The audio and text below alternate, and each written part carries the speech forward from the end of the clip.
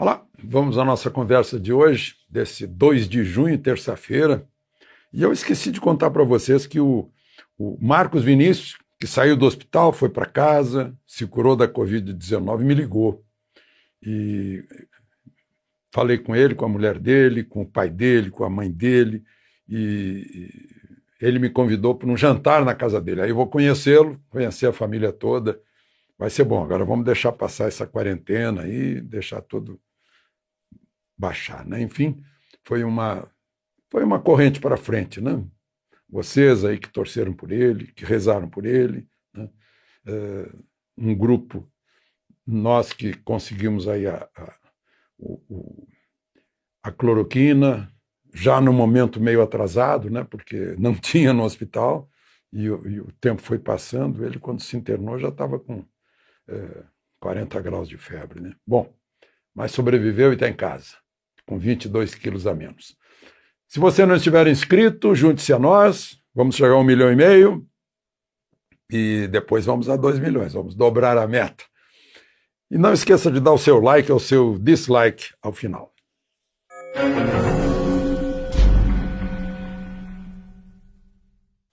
Bem, o presidente Bolsonaro não vai precisar entregar o celular para a Justiça. O Procurador-Geral da República disse ao ministro relator Celso de Mello que, olha, o partido político não é parte legítima para fazer esse pedido, não deve ser aceito. Aí ele mandou arquivar, mas passou um pito em Bolsonaro, porque Bolsonaro fez uma declaração, havia feito uma declaração, de que não entregaria de jeito nenhum o celular, né? Então, passou uma descompostura em Bolsonaro, dizendo que devia cumprir a Constituição, etc. e tal. Só que ele passou a descompostura diante de uma hipótese, porque a Justiça não pediu o celular para Bolsonaro. Portanto, não está valendo a recusa de não entregar. Isso é lógico, né? É racional. E com isso ele cria mais um incidente para impedi-lo, para torná-lo suspeito, para permanecer como relator da história da interferência na Polícia Federal, né, de certa forma insinuada pelo ministro Sérgio Moro. Agora mesmo, por falar nisso, saiu uma decisão da Comissão de Ética da Presidência da República aplicando o Código de Ética, dizendo que ele vai receber, sim, salário de ministro por 6 meses, durante os quais não poderá advogar, né? E pode, sim, qualquer outra atividade, lecionar, fazer palestra, né? Apenas essa questão essa quarentena aí de não poder advogar. A outra questão ainda ligada a celular e a dados, né? Entraram, piratearam, invadiram dados do presidente da República, dos 3 filhos, da ministra Damares, do ministro Weintraub e do deputado estadual Douglas Garcia, que estava lá naquela lista lá dos que seriam autores de fake news. Ou seja, a escolha dos alvos já é uma assinatura da ideologia de quem fez, né? Já é uma assinatura. E interessante que no noticiário está escrito que dados que vazaram. Vazou, deputado. Ou seja, vazou é porque o presidente Bolsonaro deixou o celular ligado depois de ter posto a senha numa mesa para todo mundo olhar. Isso é vazou, né? E vazou escrever vazou de invasão, né? O nome disso é fake news, né? Bom, por falar nisso, o Senado não votou ainda, não vai votar hoje. Dizem que falta do relatório completo do relator, porque muita coisa foi mudada, essa questão das redes sociais, né? Pediram para o relator tirar tudo que pudesse significar uma invasão dos direitos e garantias individuais ali, de liberdade de opinião, liberdade de expressão, né? Essas coisas que estão na Constituição e que o inquérito das fake news não respeita, né? O relator é o ministro Alexandre de Moraes, como sabemos, que recebeu a visita no fim da tarde de segunda-feira, no seu apartamento, na Zona Sul de São Paulo, do ministro da Defesa, o general 4 estrelas, Fernando Azevedo Silva. né? O que conversaram, a gente pode imaginar, né? Que seja uma tentativa de cancelar os atritos entre presidente e Supremo, né? Ou alguns ministros do Supremo. Eu ainda hoje de manhã, na Rádio Eldorado de São Paulo, eu disse, olha, só pode ser decisão com raiva, porque eu não consigo entender que os ministros Celso de Mello e Alexandre de Moraes estejam com a cabeça fria, sensatamente tomando decisões, né? Eu imagino que seja que o encontro dos dois lá tenha servido para dar uma amainada aí nessa fervura toda de disque-disque, de fofoca, que está fazendo a festa dos militantes que trabalham para jogar uns contra os outros sempre, né? Quer ministro versus presidente, quer qualquer tipo de autoridade, né? Poderes contra poderes, né?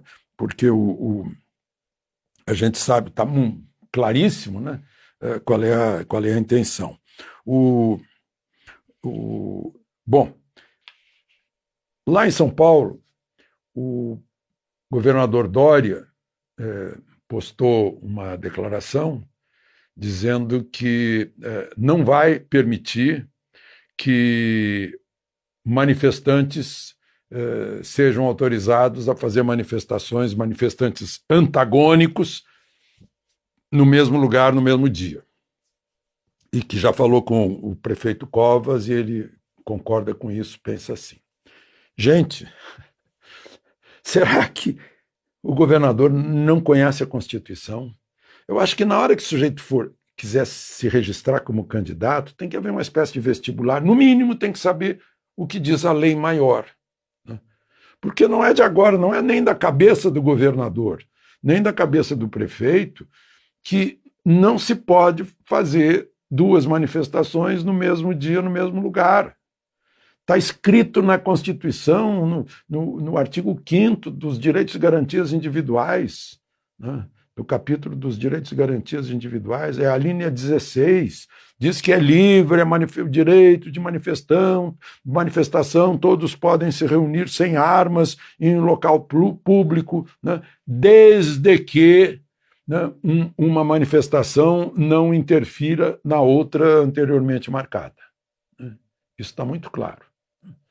Aliás, continua fake news aí chamando de manifestação antidemocrática a manifestação pacífica. E chamando de manifestação antifascista a manifestação violenta. Imaginem que em Curitiba, no Palácio Iguaçu, que é o Palácio do Governo, arrancaram do mastro a bandeira nacional, rasgaram a bandeira nacional e queimaram a bandeira nacional. Eu tenho a impressão que tem alguma coisa na lei sobre o respeito aos símbolos nacionais, né? E esse é o nosso maior símbolo, né? Bandeira do Brasil, ninguém te manchará, né? Então, não dá para chamar esse tipo de gente de manifestação antifascista, e ponto final, né? Porque eles se intitulam antifascistas, né? Então, só por causa disso, né? O pessoal tem tanta vontade de pôr adjetivo em tudo e é incapaz de perceber isso, né? Claro que. Bom, gente, hoje, terça-feira, é a Blackout Tuesday. É um dia mundial, não só de protesto, mas de lembrança de agressões, de injustiças causadas por questões raciais, né?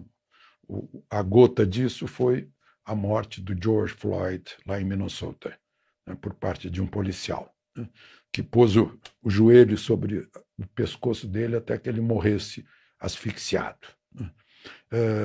Então está se fazendo manifestação no mundo inteiro, e eu gostaria de lembrar disso, dessa nossa necessidade de termos consciência. E eu queria lembrar também o que eu postei hoje de manhã no Instagram. Eu postei uma foto com todas as cores e luzes e disse o seguinte: a beleza está na mistura e convivência de todas as cores e formas. Assim é para as ideias e as peles. O resultado é a democracia. Conviver com as divergências faz bem e é sabedoria.